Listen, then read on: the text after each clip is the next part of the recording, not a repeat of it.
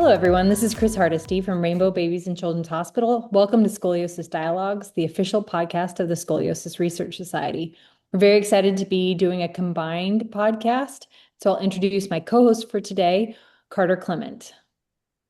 This is Carter Clement from Children's Hospital, Colorado, and I will welcome everyone on behalf of Peds Ortho, the official POSNA podcast.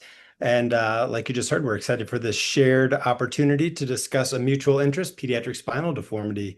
The Scoliosis Research Society meeting is coming up shortly in Australia, and we're going to highlight some of the material that will be covered there. So before we get started, I just want to quickly ask current SRS President, Dr. Suken A, what are you most excited about at this upcoming meeting? Well, we are excited to be in Sydney. And the theme of the meeting is bridges and transitions. So the obvious inspiration was the Sydney Harbor Bridge, which is within walking distance of the International Convention Center in Sydney. And we took this a step further when looking at what our pre-meeting course topic is going to be, is that the life cycle of a surgeon. So when you think about transitions, this is all about early career, even going to senior level and looking at different phases in your career and how we should continuously learn new techniques and maybe even think about transitions in our career. And we're also looking at transitional zones in the spine. So as you look through the educational program, you'll see that we concentrate on certain anatomical zones like the occipital cervical junction, thoracolumbar junction, and even lumbosacral junction. And finally, I think that in the middle of our meeting, we have a great attraction of Todd Albert, who is our Harrington lecturer, talking about the second mountain in spine surgery and some of the leadership lessons he's learned and what to think about at the second half of your career and how to be even more effective. Amazing. Sounds like it will appeal to a very broad audience. Thank you for doing this. Today, we're also highlighting some of the meeting's leaders and faculty members. And as I introduce each of the three of you, I'll ask you to share where you practice and one word that best describes your surgical style. So let's start with Dr. Laurel Blakemore, who's a past president of the SRS. Yes, sorry, I was just thinking about it. So my surgical style. I am at in Northern Virginia. I'm at Children's National Medical Center in Inova, Fairfax, Inova Children's Hospital. Pediatric orthopedic surgeon, past president one of the SRS. My surgical style is, slow and steady wins the race, I think. That's what, one word, sorry. That's all right, it works perfectly. Next, I'll introduce Dr. Suken Shah, who is our current SRS president. Thanks, Chris, and I'm excited about this combo podcast. I think it's wonderful for our pediatric community. So I'm Suken Shah. I practice at Nemours Children's Hospital in Wilmington, Delaware. Surgical style, I was going to say bring it on, but that's more of a song. So I asked ChatGPT and came up with meticulous. So I try to do it the same way every time, and that seems to work out. That's also a perfect answer. And our third guest is Dr. Dan Sucato, who's a past president of POSNA. Thanks, Chris. Dan Sucato. I'm in Dallas. I practice at Texas Castleberry Hospital. That's a really challenging question. And actually, Laurel had what I say all the time in the operating room. People try to go fast, but it's like slow is fast. And so I always say slow and steady wins the race. So I hate to steal her answer. So I'm going to I'll take slow is fast. Slow is fast. Okay, how about that? All right, that's good. We can get all the agreement out of the way up front, and then we can all disagree and argue about things later in the show. Yeah, that's the fun part. Suken, what you made me realize is I wish we had asked for everyone to describe their surgical style in either song lyrics or a song title. That's what we'll do next time. Well, I think later on we're going to be talking about music, so. Bring It On is also a cheerleader movie, so we could go that direction as well. Yeah, for AIS, that fits, right? Fight it out, cheerleader versus cheerleader.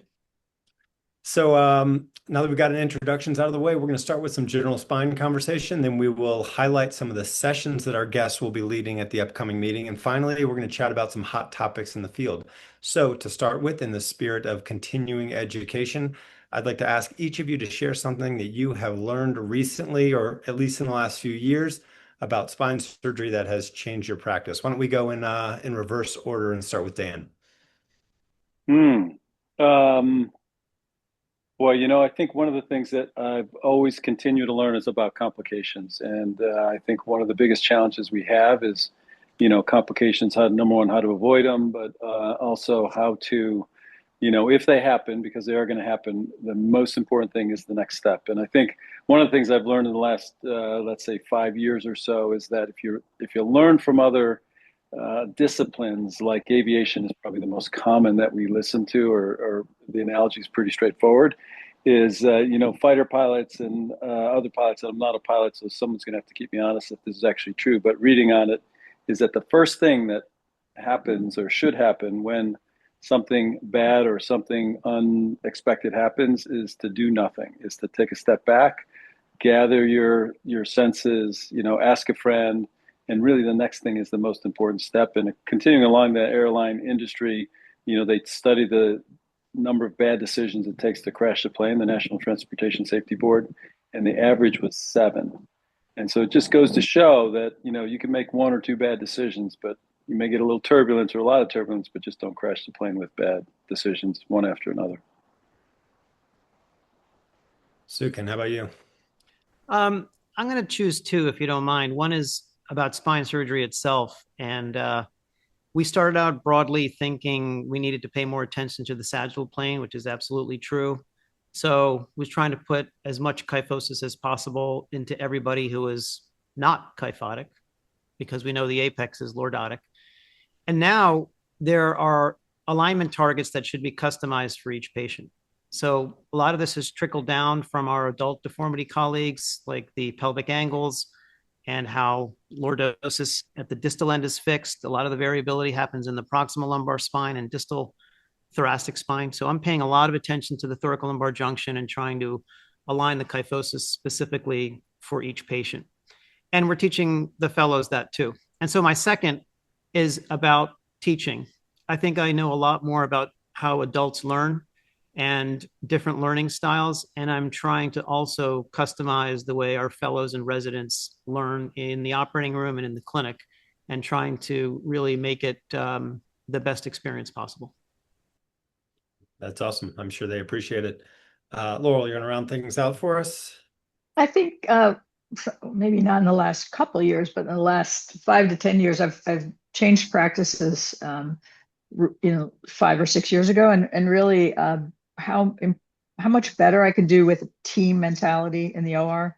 Like when I started out in training, I just kind of walk in and be the captain of the ship, but wasn't necessarily the leader of the team. And to really take team input and make sure that everybody feels like they're owning it, and they're owning the victories when we do great, and they're owning that helps them own the problems when you start to run into something tough.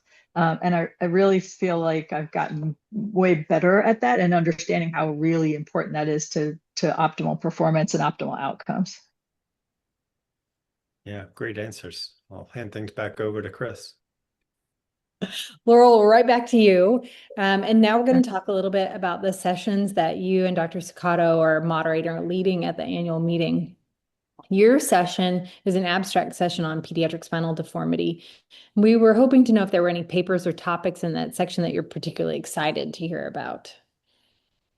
Well, because I'm a procrastinator, I hadn't actually read through the abstracts until or the titles until I knew about this podcast, and I was so excited. I actually am super psyched to hear every one of them. There's Farhan Palise, who's going to be our incoming president after this annual meeting, is going to be one of the lead authors on a paper that's looking at sort of predicting or telling us what's going to happen to moderate AAS patients down the road, because I feel like that's increasingly a question that I would love to know the answer to when I'm talking to patients that haven't needed to have surgery, but still have a moderate degree of curve, because we know that the outcomes really vary. So I think that there's a couple papers about predicting outcomes, and some of them are talking about machine learning to predict outcomes, to predict level selection.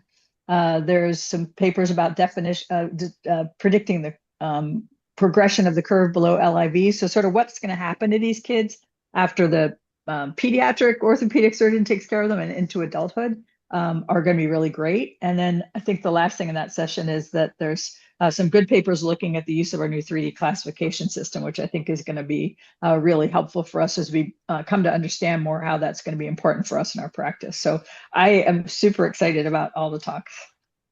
Yeah, I think the papers we've seen from Dr. Pellice over the last few years have just become better and better. And I think your topics about prediction are so interesting. And I wonder how you guys are addressing, discussions with families in your practices when you have these sort of mid-level curves and kids who are reaching skeletal maturity, or maybe even in their early 20s, what you tell them about what to expect for the future currently. I mean, I'll just say I used to, go by what I learned in fellowship was like, if your curve's under 50, it's going to be okay. But I sort of have a big gray zone now where I say if your curve's under 30, it will likely be okay. Although there may be some times where you go through hormonal changes which may affect that. But sort of that 35 to 50 is really a much wider gray zone. And there are also some curves over 50 degrees at skeletal maturity that are still being well tolerated. So we really need to understand what we're telling patients better, but like many things in life, the older I get, the less certain I am about it. Dr. Sucato, how about you? Yeah, I mean, I think it's, the data as it comes out, I think, in generalities, we have great studies for, general data, aggregate data, but each person and each individual should be treated, in a very personalized way. And so I agree with Laurel. I think that, the Cobb magnitude is one thing, but like, where's the curve? What is their body? How much coronal shift do they have? A small lumbar curve can create a lot of coronal imbalance. And so, I think you got to take into consideration all those things. And the numbers is a number, but doesn't tell the whole story. Agreed. Dr. Shah? Well, I guess fortunately or unfortunately, some of this data makes us keep people in braces just a little bit longer, especially boys. The 40-degree curves, now we have to wait till 7B and subsequent visits for no height. But hopefully it's protective. I get worried a little bit about people with ligamentous laxity because I think they're the ones that'll deteriorate a little bit in terms of a trunk shift. And Dan's exactly right. The Cobb angle is only half of the story. What they perceive and what they see is a lot of it. And I think they change their view over time, whereas someone who might be satisfied at 14 is unsatisfied at 18. I think that's a really interesting point. And something I've noticed when I've followed people into their 20s and they just become more mature human beings and think about their bodies very differently too. Yeah. So Dan, you're also going to be moderating a session on pediatric deformity. It's a half-day course. And are there any topics you can tell us about that you're expecting to hear and think are going to be particularly exciting? Yeah, I mean, this is a really great session and really partnered with Ron Lehman, who's on the adult side. And so there's pediatric topics and they're really debates. And so the pediatric debates are really exciting. I think, we are a little bit of in a transition in many regards with respect to treatment and even diagnosis, but really treatment. And so, obviously VBT has taken on a greater role and a greater role in what we do, and it's certainly a consideration. And so there's going to be a great debate on that, whether to fuse or whether to, utilize VBT. So I think really great speakers and Amar Samdani and Pat Cahill. Pedicle screw placement in 2026 is certainly far different than it was potentially, even 5 or 10 years ago. And with all the different options and, freehand still works exceptionally well for certain conditions and certain deformities and certain surgeons, but certainly, navigation and robotics is going to take on a role, in 20 years or whatever the number is. I don't know what it is. The robots are going to be placing the screws. I mean, it's inevitable, at least to a certain extent. It's already being done today. So it was a great debate on that. And I think the other side of the non-operative treatment is bracing. So we got a nice debate on should the goal of bracing be different. It's certainly different, very, very different in my mind today than it's ever been. And I think the paradigm should change because I do think just dovetailing on that previous conversation with respect to the curve magnitude, preventing surgery is a pretty low horizon. And I think there's an opportunity to even improve, if not get rid of some scoliosis that we can with bracing. And then Ron has really put together the transition debate on what I think we just talked about a little bit. It was AIS and where does adult scoliosis surgery come into play in the AIS patient? Do you wait? Is it better to have surgery at 25 or 30 or and that's a really nice debate. And then a really complex condition of a high-grade spondylolisthesis. There'll be a debate on that. So super exciting session. It's packed. I'm not sure we're going to get through it all in time because, orthopedists and neurosurgeons like microphones, and when they have slides, they may take longer, but hopefully we'll have plenty of discussion time to kind of run through this stuff. So it should be great. Yeah, that does sound great. And I'd love to take a few of those topics sort of just and hear what you guys are doing in your own practices. For example, Dan, the bracing, how has your protocol changed? Are you bracing earlier, bracing later, both? Probably both. Certainly on the earlier side, I think the opportunity to take a 10-year-old that has a 18-degree curve in the lumbar spine that is visually there, that has a lot of growth left, that can wear a lumbar brace that's custom made to them, that's very effective and they're compliant, gives you the opportunity to get permanent improvement. And we've seen that in that patient population, 0.25% of the time. If you have a compliant patient with a really good brace, why not take a lumbar curve that's low 20s or high teens and bring it down permanently lower. And then you can stop the brace early too. You don't have to wait until they're skeletally mature, because if the curve is 10 or 11 or 12 degrees and they're still a Sanders 4, then you could stop the brace. So I think that has changed. And then in terms of, the smaller the curve you keep it, the better. And so waiting until they're a little bit older. And some of that data is old data, but we've reinvented it in different ways to measure skeletal maturity. So even RISR 4 boys, years ago, Laurie Carroll published that 15% of the time those curves progressed over time, even if they were RISR 4. And so I think we're better at understanding skeletal maturity and remaining growth. And so I think, there's a lot to learn in bracing and how it's done and how effective it can be. Yeah, love it. I mean, if you can get someone to wear it, there's very little downside.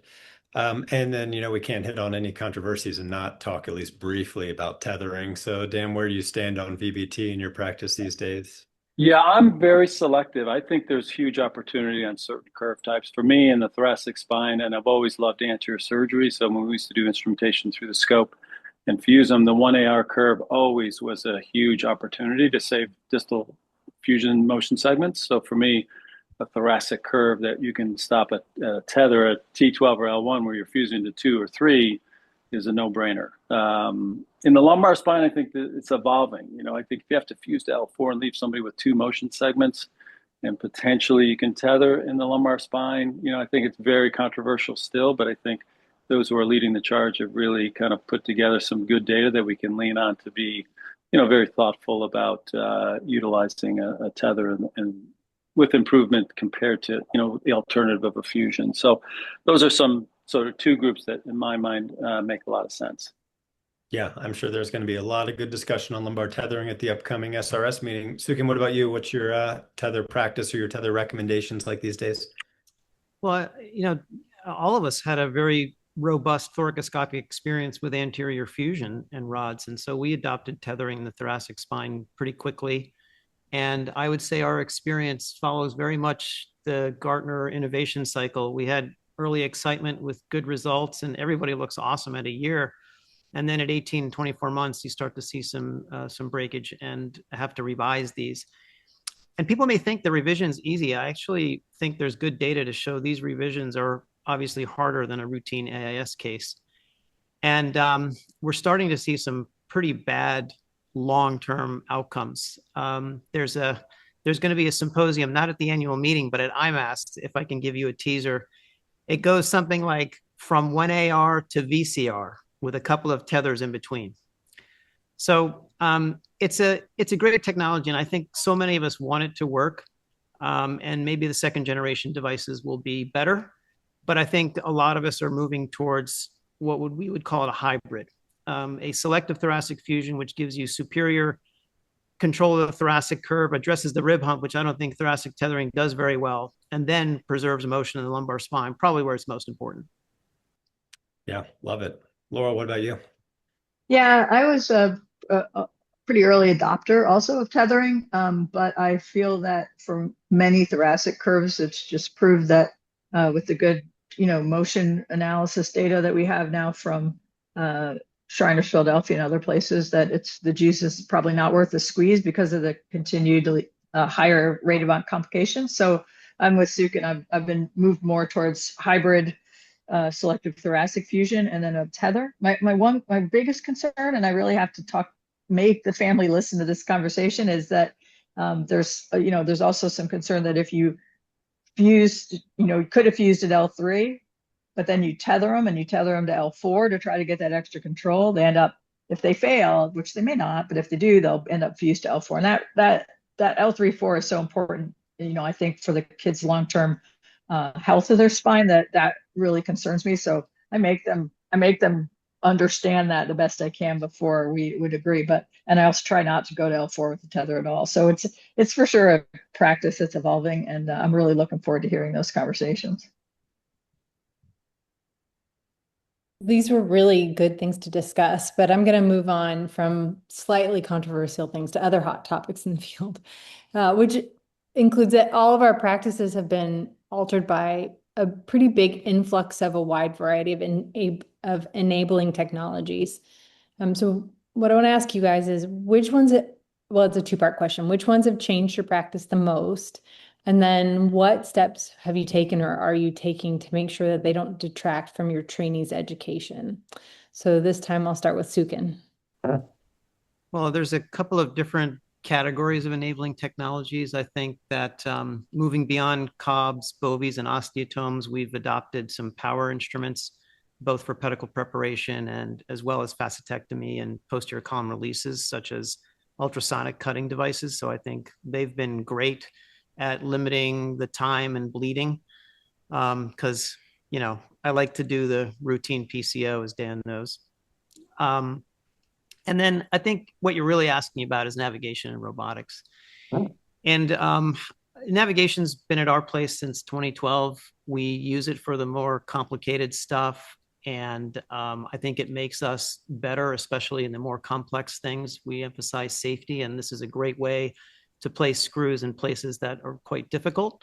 And we've had the robot for about a year. And I would say there's active robotics in freestanding children's hospitals at less than a handful.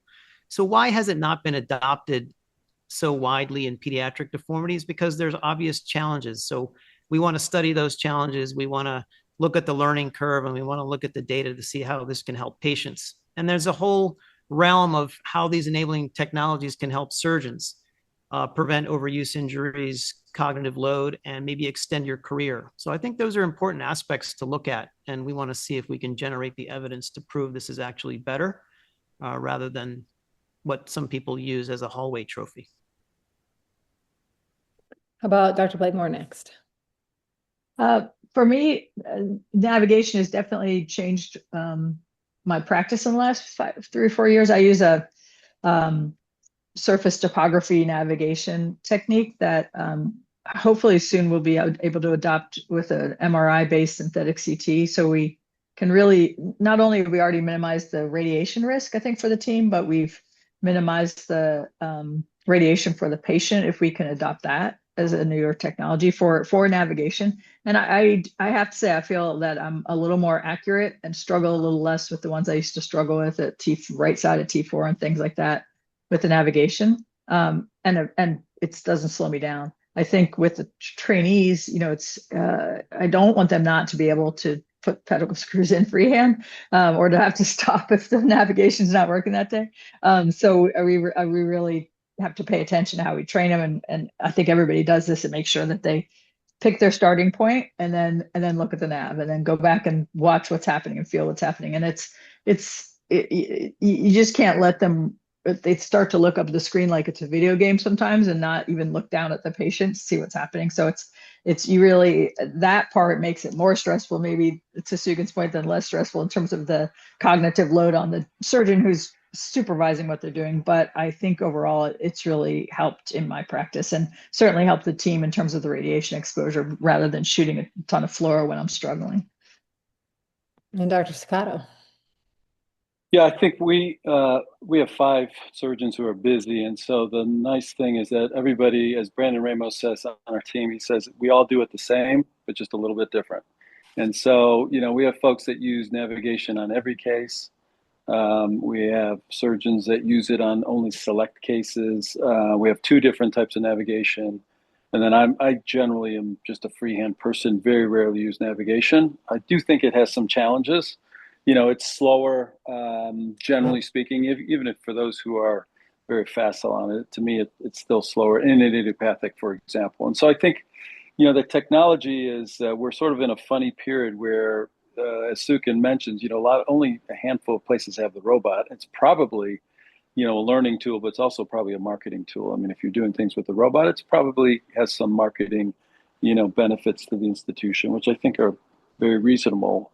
So I do think we're in a funny period. I do think also the cost of these technologies are something that we need to consider. For idiopathic scoliosis, it makes no sense for me personally to use it on every case because it's costly. You got to get a pre-op, either CT or MRI for some of these. The surface topography, as Laurel mentioned, we're using the MRI and it's been effective for one of our surgeons who does it on every case. And so it's great, but it's the cost of the MRI in every case. We don't get an MRI in every idiopathic unless someone's doing navigation. So, I think for the young surgeons out there, you have to really kind of figure out how you're going to do it and sort of learn several ways. For our fellows, fortunately, they have a lot of opportunity to see a lot of different ways. I do think on the other technologies like bone scalpel, I was never a big user of that. I do think it's changed my game with respect to VCRs. I don't use it as a routine except for VCR. So I'm very selective on using things like ultrasonographic. I don't think we're supposed to mention trade names, but I think those things have been helpful to us. Chris, I think if we just return back to the end of the question on the trainees, I think it's so important what Laurel and Dan emphasized is you need to know how to do it in multiple different ways. With the foundation being freehand, you need something to rely on that's always available to you, and that's yourself. That means you can operate anywhere in the spine, anywhere in the world, regardless of what technology is available to you or whether it actually works. Yeah, I say that to our trainees all the time, that if you can't bail yourself out when the technology fails, then you probably shouldn't be there in the first place. Yeah, exactly. And I've been to operate in another country where they're using an enabling technology and it's helping them teach new fellows. But I worry that when we all walk away from there and that's the only way they know how to do it, that will be problematic. So I really emphasize teaching freehand technique when I visit. So I'm sure there are fellows listening to this, and I hope they take it to heart because these days in some fellowships, you really have to go the extra mile and make sure you're learning freehand. It might not be spoon-fed to you like it was probably for all of us. So before we wrap up, I want to hit one more hot topic. And, as usual, Suken, you're a step ahead of me and already started talking a little bit about what we are learning from the adult world and what's changing. But I'd like to hear, especially in the spirit of the upcoming SRS meeting with adult and pediatric deformity, what lessons are you guys really paying attention to that are coming or may be in the pipeline from the adult world? Why don't we start with you this time, Dan? Yeah, I think Suken already touched on it. I think certainly the sagittal plane is the challenges that they have, the adults side with, junctional issues. And so they've really kind of been forced to really think more deeply than we have, because if we're off on the sagittal plane a little bit, it's probably not as bad, and certainly doesn't have the sort of catastrophic events that they can have. So I think the sagittal plane and the whole pelvic angle that Suken mentioned, I think is really important. And we pay a lot of attention to it, more so than ever. And we actually studied it and realized that we were creating more lordosis at the instrumented segments in the lumbar spine, because you want to avoid a flat back. You want to avoid a flat back, and so you create too much lordosis. And then what happens is below the instrumented levels, you end up being less lordotic, and that's not good for the patient. So I think that's important. I think the other thing that our adult colleagues spend more time in the canal. They spend more time doing anterior fusions from the back. I think we can learn not only technique rather, but sort of indications. When is it appropriate to sort of support the lowest instrumented level with a TLIF and I think in sagittal plane for bigger kids, that's probably something that we, need to at least consider and certainly adopt. And I think one of the challenges for pediatric orthopedists is to maintain our sort of presence in the pediatric space with deformity, as the adult spine surgeons are, in some regards, you could argue, more facile with some of those techniques. And so I think those are the kind of things we need to think about as we move forward as a profession. Yeah, that's really interesting. Laura, what about you? Any thoughts on learning from the adult world? I mean, I thought the exact same things, Dan. Actually, I would echo everything Dan said. I think that the 3D classification is just we've been lucky enough to get away without having to pay that much attention to it, except maybe in the lumbosacral junction. But I do try. It's changed my practice a little bit, and that I've started to really look at it more critically and think about it much harder about, the Russley classification and the things that influence sort of patient-specific solutions. So I think I continue to look forward to learning those things from them. The 3D classification system is sort of an expansion of that. I think as we come to understand the 3D deformity better and how we're changing it with treatments, and hopefully the new SRS classification system will help us do that. We're going to do a better and better job, and the line between sort of the pediatric and adult outcomes is going to blur. And Suken, you can pass if you've already you've already checked the box. Or if you need an answer, I think it's preoperative planning. The software is so good now to simulate corrections, and I'm sure Dan and Laurel remember when we had to plan out cases with hooks. It was like a real planning exercise. And nowadays it's like screw at every level. That's the plan. And I think that the adult deformity surgeons spend so much time planning, and we need to do the same. And with the tools available, I think we can, and we'll be better able to customize the treatment. I would suggest that, Suken, I think when we used to plan, and Laura, when we used to plan placing hooks, you really had to think about the deformity. And so when the fellows come in, we do that exercise for a couple of weeks in a row to say, where would you put, first off, we have to introduce them what a hook looks like, because they don't know what it looks like. And after that, you kind of say, this can go up or this can go down. How would you kind of correct this deformity? And so I do think it's a good exercise. And Suken, I heard you say 1 screw per level, not 2 screws per level, right? You got to choose the dose of treatment for the severity of deformity. And you don't get a retort. You don't get a retort on that, by the way. Because fellows are listening. Fellows are listening. Did I say 1? I meant 2. You said a single screw. You said a screw at every level. At every pedicle. Every pedicle. Oh, at every pedicle. That's what I thought you meant, but I was happy you didn't say that. I am going to end this podcast with a little rapid fire questioning. So I'll ask you guys a few questions where we just want your quick, short answers. And we'll go around the 3 of you. On my computer, you're Laurel, then Suken, then Dan. So here we go. The first one is, we're going to Australia. What Aussie animal are you most afraid of? Laurel. I'm not afraid of animals. I respect it. We're going to get an alligator for you to wrestle or something. That's not a native to Australia. There is something called a thorny devil that sounded pretty hairy, wow. But yeah. The rest of them are cute. Come on, koalas. There's a taipan. It's like the world's most poisonous snake. All right, Suken. I'm going to have to go with the scorpion. I've never really seen a live one, and I don't want to either. And Dan? I'm going to go with crocodile. Okay. You can watch while Laurel wrestles it. Okay, for Aussie, fun, actually. Yeah. For Aussie coffee culture, flat white or long black? Blonde flat white. Okay. Excellent. Long black. I'm lactose intolerant. Oh. Yeah, long black. I agree. All right. What's your best tip for enjoying or surviving this really long flight we're about to take? Go to sleep after takeoff. Yeah. And don't nap when you get. But then you wake up and you still have 8 hours of the flight.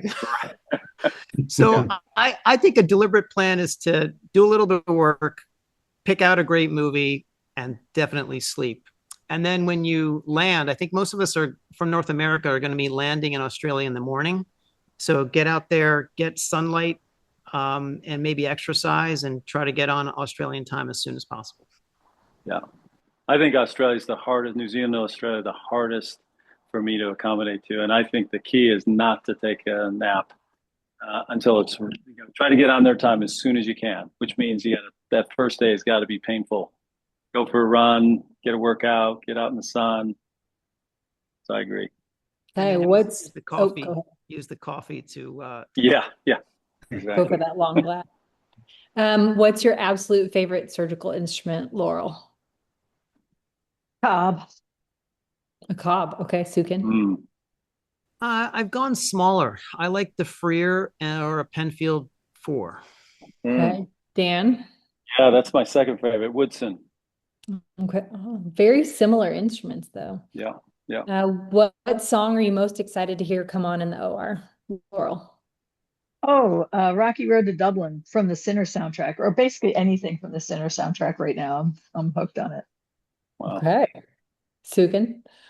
We listen to a lot of different things. So I think that any song that takes me back to like high school, college days is fun. And now the residents seem to be getting younger. They don't know half the music that we really like to rock out to. Another opportunity for education. Yeah. So that's why I play a lot of classic rock, although I like all genres. But I would say anything by the Eagles because we saw them at the Sphere, and especially if I had to pick one, I'd say Seven Bridges. Oh, that's a good one. Yeah, very That's a nice. very good That's a one. really good one. So my Dolly OR Parton does a great cover of that too. Oh, really? Oh, she Spectacular. does the cover of, yeah, she's amazing. I do have to say, sometimes you're in flow, and you know you're in flow when you don't know what's on, but you're so absorbed in the case and time is sort of standing still. I really relish that. So when I can actually hear what's going on, I know that I'm not in flow. All right. Well, first I'd like to thank Carter, Clement, and POSNA for joining us. I'd like to thank our audience for taking the time to listen. We're really grateful for the opportunity to combine forces with POSNA, and we look forward to seeing everyone October 7th through 10th at the SRS Annual Meeting in Sydney, Australia. And while you're there, be sure to check out the abstract session moderated by Dr. Blakemore, the half-day course led by Dr. Sucato, and see if you can try and catch SRS President Dr. Suken Shah, who's likely to be the busiest person there. Thank you guys for putting this together. Thank It was you. great. Yeah, Thank you, everyone. amazing. Lots of fun. Ton of fun. Thank you. Thank you.